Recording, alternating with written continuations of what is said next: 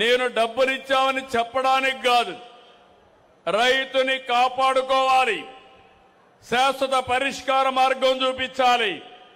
అందుకే ముగ్గురి కన్సల్టెంట్లు పెట్టుకున్నాం. ప్రపంచం అంతా అధ్యయనం చేస్తున్నాం.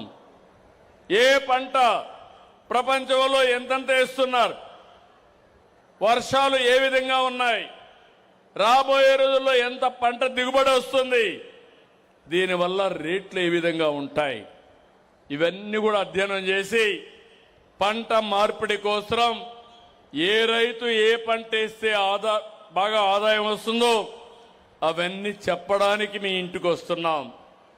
నేను ఒకటే మిమ్మల్ని కోరుతున్నాను, టెక్నాలజీ పూర్తిగా వాడుతున్నాం.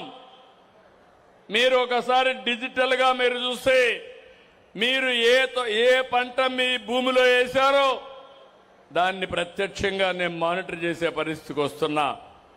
ఒకటి ఈ క్రాప్ ఉంది, మీరు కూడా యాడ్ చేయండి.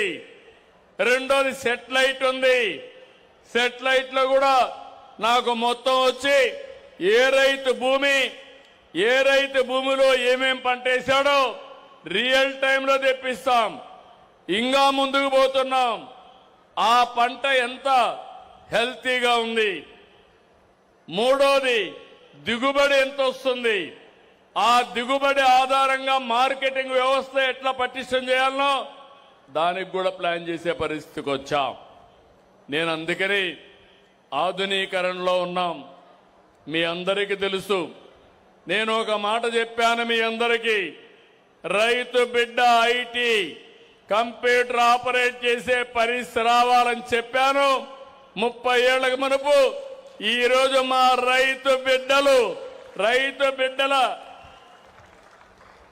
కుటుంబ సభ్యులు చూస్తే అమెరికాకు పోయి 25 ఏళ్ళలో మీ ఊరిలో ఒకసారి మీరు గుర్తుపెట్టుకోండి, 25 సంవత్సరాల్లో ప్రపంచంలో నెంబర్ 1 తలసరి ఆదాయం సంపాదించే జాతి ఈ తెలుగు జాతి. దానికి వేసిన ఫౌండేషన్ ఆరో తెలుగుదేశం పార్టీ. అప్పుడు నేను ఐటీ మాట్లాడాను, ఇప్పుడు నేను మాట్లాడేది ఐటీ ఒకటే కాదు, ఏ మాట్లాడుతున్నా, డేటా సెంటర్లు మాట్లాడుతున్నా, మన పిల్లలకి నాణ్యమైన విద్య గురించి మాట్లాడుతున్నాం.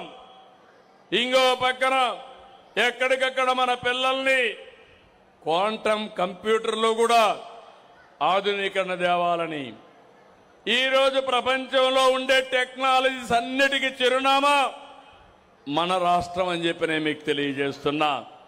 క్వాంటమ్ కానీ, డేటా కానీ, ఏఐ కానీ, సెమీ కండక్టర్ కానీ, స్పేస్ టెక్నాలజీలో సెటిలైట్ ఉత్పత్తి చేసే కేంద్రాలు కానీ, డ్రోన్ టెక్నాలజీ కోసం డ్రోన్ సిటీ పెట్టడం కానీ, మొన్నే పుట్టపర్తిలో మీరు చూస్తే 5th జనరేషన్ ఫైటర్ జెట్ కూడా వేరే దేశాల మీద యుద్ధాలు చేయాలంటే మన దగ్గర నుంచి వెళ్లే విమానాలే దీనికి మూలాధారం అవుతాయి.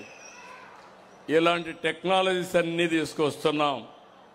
అయితే అదే సమయంలో మీరు ఇంకొక విషయం కూడా గుర్తుపెట్టుకోవాలి, నేను సాగునీటి పైన పెద్ద ఎత్తున ముందుకు పోతున్నాం. 2 సంవత్సరాలు దృష్టి పెట్టాం. 36 ప్రాజెక్టుల్ని నిర్దిష్టమైన కాల పరిమితించాను. ఆ టైంకి ప్రాజెక్టులు పూర్తి చేయాలనుకున్నాం.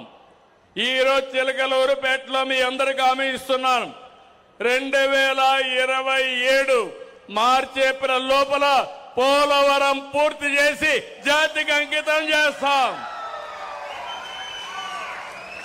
ఈ పోలవరం తెలుగు జాతికి ఒక వరం, ఒక జీవనాడి. నీళ్లుంటే మా రైతాంగం బంగారు పండించే రైతాంగం ఇక్కడ ఉన్నారు. ఇది పూర్తయితే కృష్ణా నదికి నీళ్లు వస్తాయి. గుంటూరు ఛానల్ ద్వారా చిలకలూరిపేటకు కూడా నీళ్లు వస్తాయి. నీటి కొరత లేదు. కానీ ఇంకా ముందుకు తీసుకుపోవాల్సిన అవసరం ఉంది. నాగార్జున సాగర్ రైట్ కెనాల్లో పడాలి, నల్లమల సాగర్ పోవాలి.